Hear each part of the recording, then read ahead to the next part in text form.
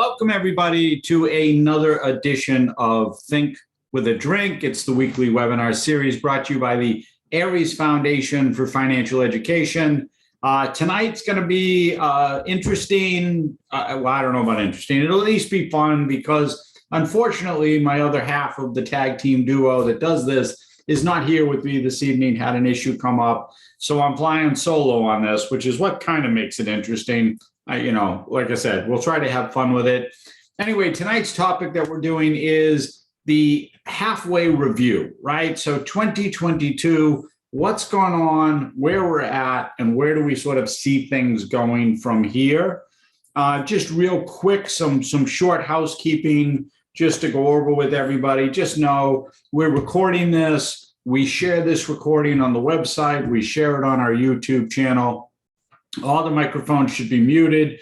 Your cameras can be on or off. It's really irrelevant because all that's being recorded is what's being shown on the screen. There is a chat box. I'm going to suggest that we wait until the end with the chat box because, like I said, my co-pilot isn't here, which usually he would be, to try to keep me on pace and to man and answer those questions as they come in through the chat box.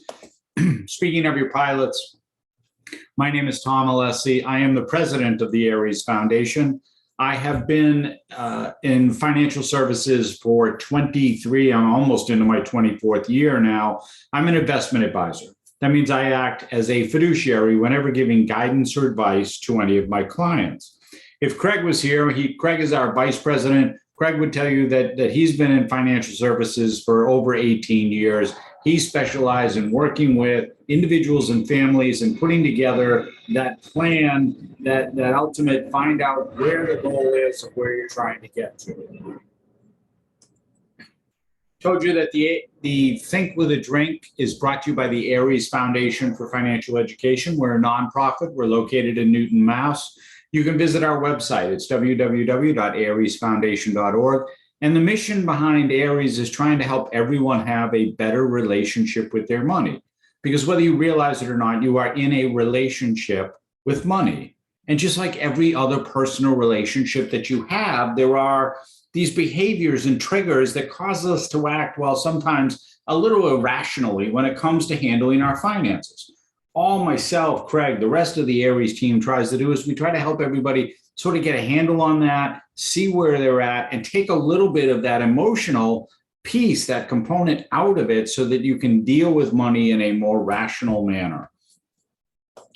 So there's a lot of words on the screen here. I'm not going to read them. Just know we're a nonprofit. We do this for educational and informational purposes only. We share the content. We share it not only on the website, like I said, our YouTube channel, but we also have a channel on New TV. They're a local broadcaster cable outlet in Newton, Massachusetts as well. And you can check out our channel there.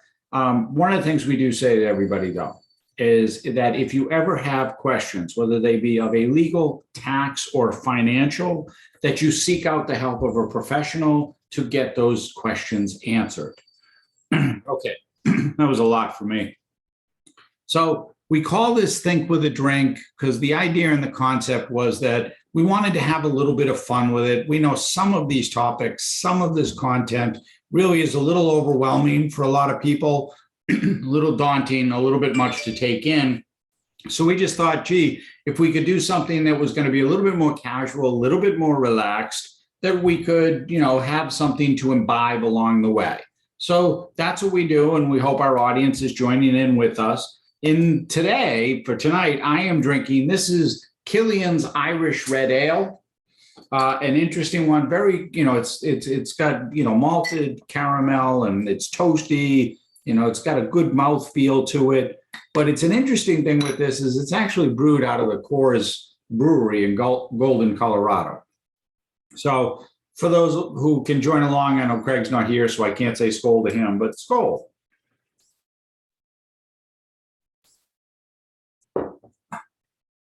That's very nice. Got a good feel to it. Going to be a little tough for me to try to get through this with the breaks in terms of trying to get to that glass. All right, so the agenda for tonight, 2022, the year began, with, was it positive, was it negative? Where were we at that point? where are we now, 6 months later, right? And we're almost at exactly the halfway point here. Where do we go from here, more importantly, or where do we see things shaping up or shaking out in terms of dealing everything? And how do you handle that in terms of going through? And like I said, let's keep the Q&A, the chat box to the end, because I'm just not going to be able to be able to take all of that in. All right, so the outlook at the start of 22 was interesting because you did have a lot of both bulls and bears. And when we say bull and bear, it's your outlook, right? So a bull is a growth. They say everything is good. We're in an up. Everything's rising. A bear is there's negative here. We're overpriced. We've gone too fast. We got to pull back and slow down. And what you were getting at the end of 2021 was both of these mindsets, both of these biases coming into play, because there was a lot going on. You had the Federal Reserve Bank saying, they had to stop their bond buying program. So they were going to start winding that down, start ending it in 2021. And with the goal that they would do it sometime at this point of 2022 was the goal, right? The problem is what happened is they did not realize that inflation, and they've said that, and we'll talk about it a little bit about, what the Fed did and how they did it. But for a lot of, economists, fund managers, investment professionals out there, they were still seeing things from a bull perspective. Everything, we bounced back. Look what happened, the pandemic, we're starting to lighten up. Yes, there were supply chain issues. Yes, there were labor shortages, but that's all sort of correcting itself. This thing with inflation is a temporary blip, essentially, is what you were being told. The bears were telling you, no, this is not a temporary blip. This is paying the piper. You've been throwing all this money with the stimulus and all of that stuff over the past year and a half. It's going to come due. You've got to put the brakes on now. You've got to do something with it, because this is going to get ugly as we head into the first quarter of next year, i.e. the first quarter of 2022. So these were sort of the conflicting outlooks that were taking place at the end of last year. And depending for you who you were looking at or who you were talking to, that's where, you were sort of aligning yourself with that and to say, well, gee, should I be, continue my growth perspective, or should I be looking at paring back and playing a little defense here, depending on how you were aligned and where your outlook was. So what happened, right? We came right out of the gate. I'm going to take a sip here. So I realize that's why I need Craig more than anything else, so I can have my sips. So the S&P 500 hit an all-time high on January 3rd, 2022. It's 4768, right out of the gate, right? 2022, first day of trading, and we're at an all-time high. Like from a bull perspective, you were like, look, see, we're, what is that? Full steam ahead, right? Ramming speed. Here we go. We hit all-time highs on the index, and everything still looked like, okay, we turned the corner. See, it was only temporary, it was a blip, no worries. What happened from there is we pretty much went straight downhill. We didn't really hang around that high watermark too long, and have pretty much dropped since into a bear market. Now, what a bear market references, again, for those joining who weren't part of some of the other ones that we've done, you can go back and look at our YouTube channel with some of that stuff. But a bull market represents a decline of 20% from the 52-week high. In this case, the 52-week high happened in this year. It happened on January 3rd. So we're in the same year where this has occurred. A lot of times they'll be crossing over from one year to the next year, where the high watermark may have been in, like if Bitcoin, for example. Bitcoin's high was in November or October of last year, and now it's tanking. But but it's a crossover from last year to this year. And for our purposes, for this year, we're in the bear year, in the bear market in 2022 because we hit the 52-week high on January 3rd. So it has been problematic going straight down from there. And, we're sort of trying to figure out where we're going and where things are at now. So where are we as of today, right? So it says yesterday, but I actually updated it to be the close for today because yesterday was a little higher. So this is the close as of June 30th, right? The 6 month, right on the crest there. That's 37.85. Told you that the high water mark was 47.68. So we are in and still continue to be in bear market because we're down over 20%. The 20% number would be 38.14. So until we crest above 38.14, which by the way is where we were yesterday, we were at 38.19 yesterday or 38.18. So we were right on the edge of it. Like if had we ticked up today, everybody would have a little bit of a rosier outlook, but we declined from yesterday to today. And so now we're back into bear. And this is generally what happens.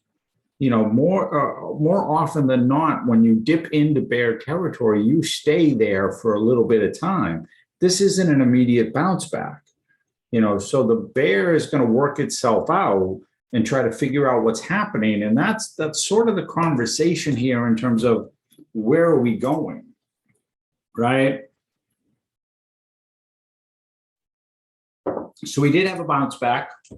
We did have a slight tick up, from what we did, but we had told you this was like a week and a half ago. We told you at that time, okay, that's nice, but there's still so much that's unsettled ahead that it's really hard to say we've hit in what is known as hitting the bottom, that we've bottomed at this point. Like I don't see us having bottomed yet.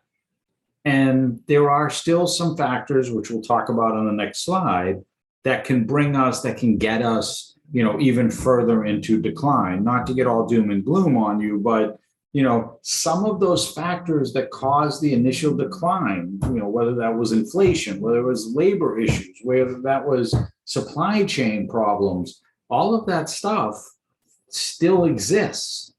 And yes, there's this COVID thing that's still kicking around, even though we keep trying to push it off and say, it's done. There's still COVID kicking around, which who knows if another strain is going to rear its head. So there's a lot to be weary towards, where it's not like, oh, I'm going to push all in here. But there are some positives that will come, and we'll talk about that as well.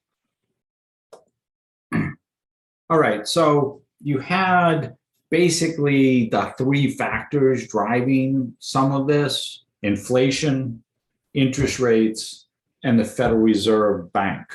In the wonderful Wizard of Oz, right? Lions and tigers and bears, oh my, right? So that's sort of the idea here. So inflation, the problem here with inflation is that we have spiked dramatically. Look, I don't have to tell anybody in the audience, I don't have to tell anybody watching this, the price of gas has skyrocketed. At one point we were at $5 a gallon, historically paying, across the country. I know it ticked down a little bit, but we're in the summer months. It's going to stay there. And, not too much is going to drive that down, even with a gas tax holiday, which I'm not going to get into the politics and why that's not a good idea.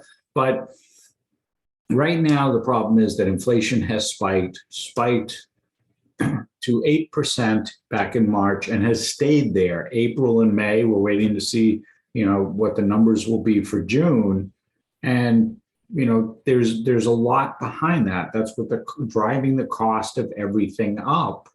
And part of it goes hand in hand with what we talked about, those supply chain issues, those labor shortages, making it harder and harder. And so you start to see this causal effect going on of what's happening. And so the Fed in their, the toolbox that they have can only raise interest rates. That's the way they're going to get ahead of it. They're going to try to bring this thing down, reel it in, rein it in, however you want to describe it, by raising interest rates so they can put the brakes on it and start curbing inflation from growing out of control. All well and good, but you've already seen what's happening.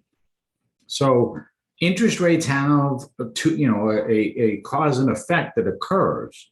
For savers, for somebody with money in the bank, you're starting to see, wait, now suddenly, there's interest being paid on some of these bank assets, right? And, CDs and money markets are actually starting to get some kind of an interest rate, where for the last 5 years, it has pretty much been non-existent.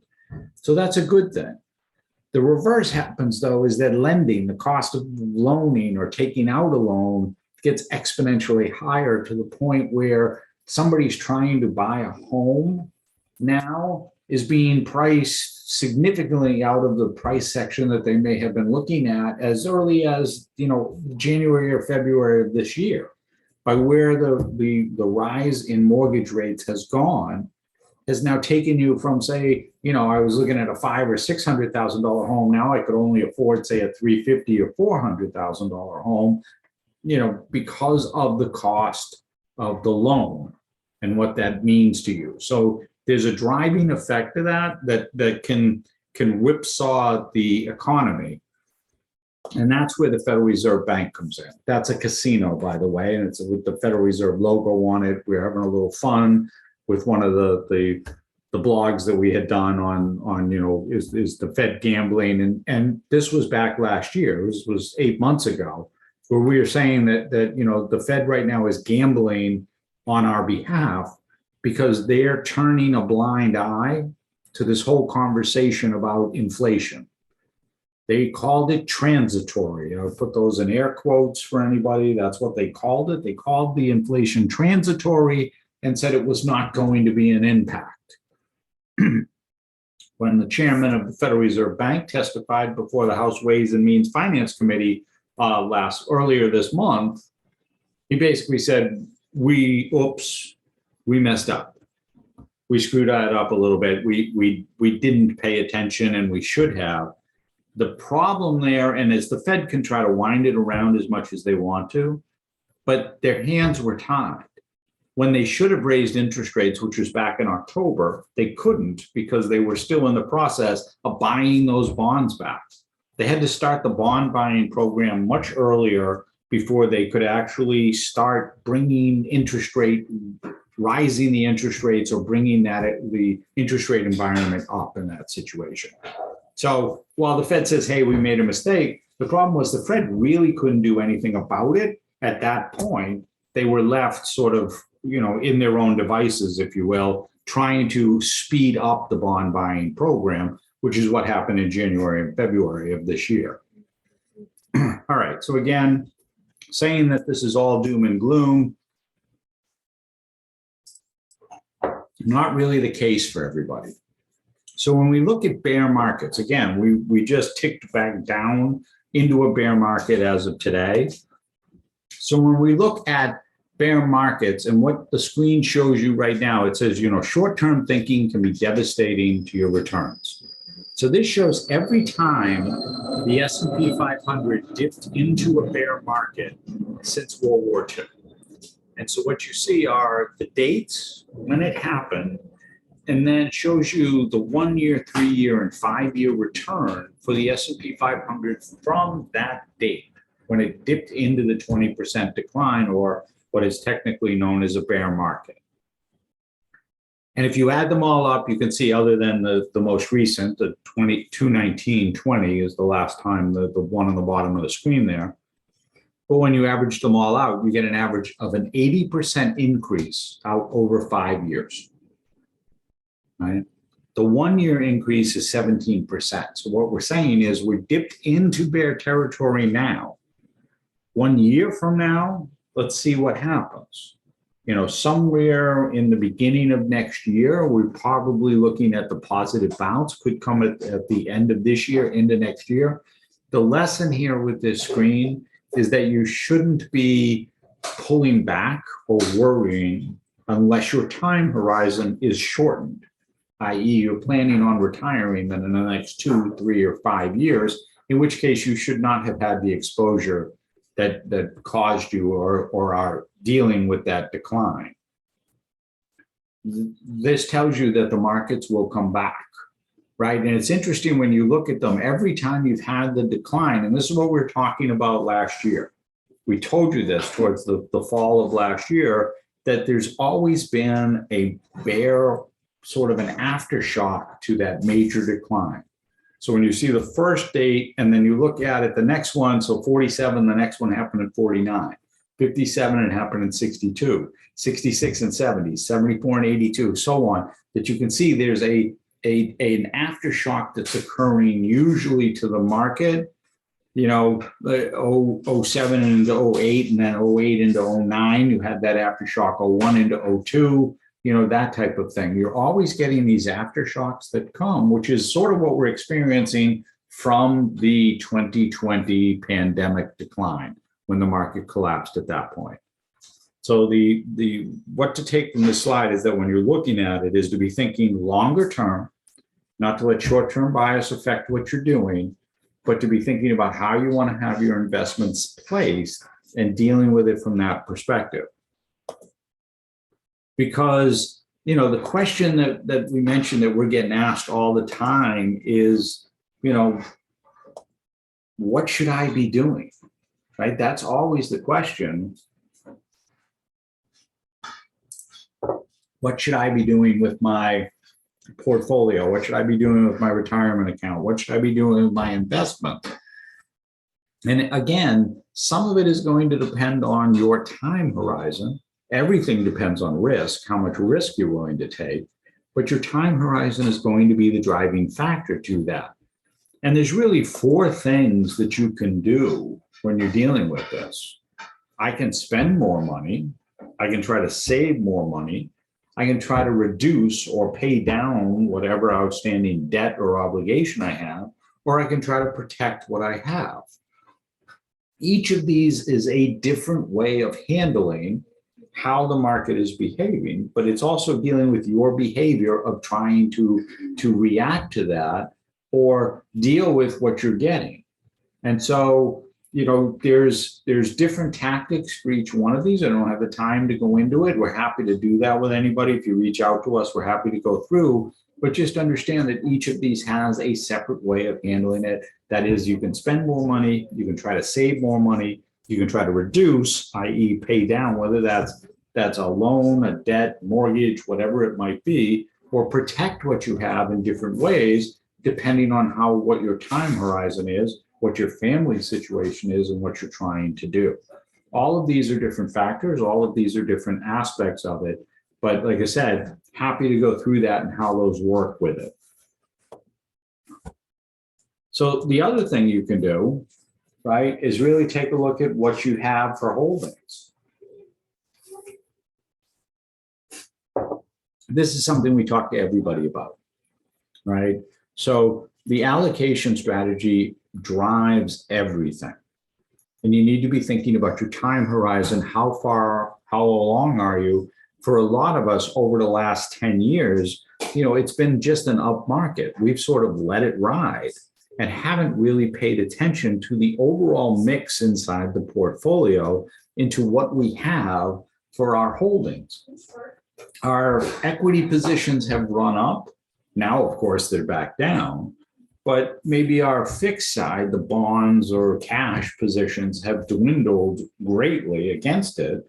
And it's time to reassess. It's time to relook at what that allocation strategy is, what you want it to be going forward, realizing that we are going to get a little bit, we're still volatile here. And the next, say, 4 months or so could be very volatile as we go forward.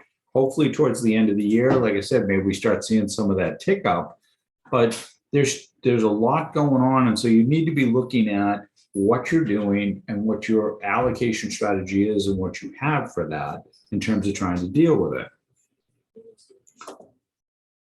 So what are some of the steps you can take? Well, if you want to take things from that again, a bull investor side, the growth perspective, right? Right now would be to invest more, right? That spend more money. That's one of those tactics with it, because you're looking at a longer term horizon. You're saying, okay, everything's on sale right now. The whole market's off 20%. It's a great time for me to go in and buy, right? Rebalancing is that whole idea of you have a handle on what your allocation is, and you want to make sure that you're staying within a mix that's comfortable for you. So yes, even though you have an equity position that's doing great and running up, the idea is to trim some of it and then buy something that's done poorly or done worse for the mix that you set up for yourself. That's the ultimate goal here. It's sort of like trying to take the motion sickness out of your portfolio. Now, if you were a bear, right, now would be the time to like buy and hold. Like I'm going to buy something. That's it. Again, I see valuation because the market is down, so I'm going to buy. This would be, trying to save more in terms of going through that. Use index funds. They're low cost. I'm not going to have as much volatility in them because they're bigger, broader baskets like the S&P 500, the Russell 2000, that type of thing. And I'm going to, instead of, if I've been sitting on the sidelines waiting to come back in, I'm not going to try to jump all in with both feet here. That would be a bull investor, like jumping all in. Dollar cost averaging says I'm going to buy, like if you're a retirement plan participant, you're buying paycheck to paycheck. So you're buying as the money goes, as the stock goes down, you're buying as the stock goes back up. Out over time, you're doing what is known as dollar cost averaging. You are making out instead of trying to guess when is going to be the time to buy. So if you're a bear investor and you have money sitting on the sidelines, now might be the time to start setting up that account and start threading money in on a monthly or quarterly basis to buy as the market does whatever it's doing here, whether we go down a little bit more and bounce back up eventually, but you're going to buy all the way along. That would be the bear perspective going forward for the next 6 months. Either one of them is fine.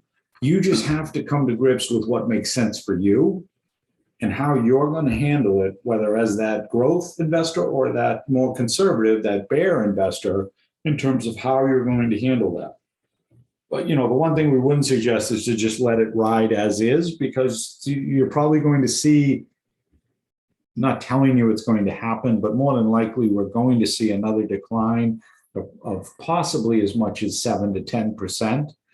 And you have to look at that within yourself and say, gee, if it goes down another 5 or 7%, am I going to suddenly decide I need to get out? And that's the worst thing that can happen.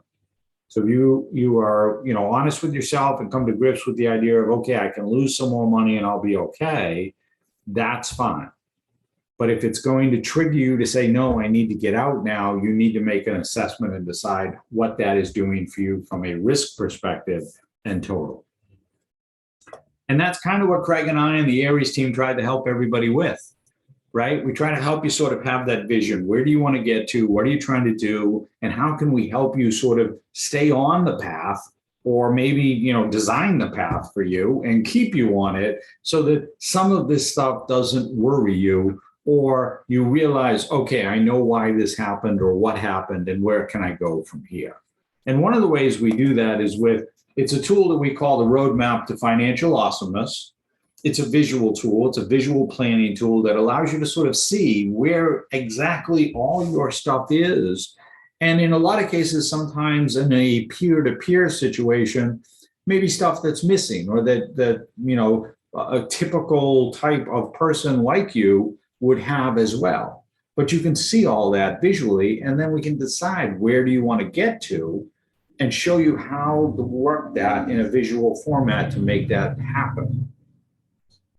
So all you have to do is, if you're interested, we're happy to do that.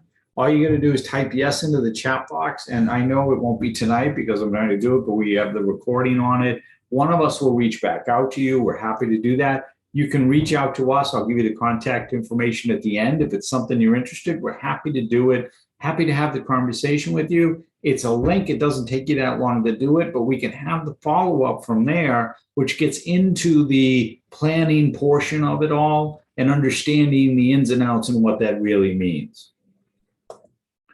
This is Craig and I in our more formal attire. Yes, to the world, those are TB12 jerseys. They do not say Brady on the back. They are custom to us. We still wear them. We wear them even though he went to Tampa Bay because he's the greatest of all time, and we will continue to wear them. He retired and we panicked for the 35 or 38 days that he was retired, not sure what we were going to do. He unretired, so we're going to keep him for one more year, and then we'll figure out whether we're going to number 10s or what's going to happen there. But for now, we're still wearing the TB12s at this point. So we keep the Think with a Drink theme going with what we call What's on Tap. That's what's coming up.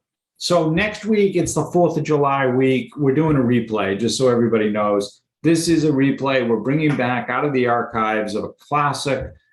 This is workplace accessibility. We have guests on from the Carroll Center for the Blind and Good Math software. They're a mapping software to help employers, businesses be more easily accessible from the workplace standpoint. It's worth the time and effort to try to come out for that. New time, by the way, starting next week as we go into the summer, 5:30 now for Think with a Drink. And then on the 14th, we're doing the pros and cons of reverse mortgages, because that has been something that's been asked, quite frequently with some of our clients about, well, wait, what does that mean and how do those things work? Anytime you have any questions, you can feel free to reach out to us. The website again is www.ariesfoundation.org. There's a contact us on there. There's a link to our website, to the YouTube channel. There's a link to you can go to the page with all the events that are upcoming. Happy to answer any questions, or you can shoot us an email. It's info@aries.foundation.org. If you're interested in having us go through or have a conversation about where you're at or what you're doing or what your portfolio looks like, feel free to reach out. We're here to answer questions. Like we said, our mission is trying to help everyone have a better relationship with their money. I'm going to quickly try to check the chat box just to see if there are any questions from the audience. As far as I can tell, no, but like I said, Craig's not here, so God bless what I'm doing in terms of that. So if you didn't have a question and I missed it or something there, just shoot us an email. We're happy to answer it from there. But on that note, I am going to say thanks, everybody, and I hope you all have a very safe and happy 4th of July.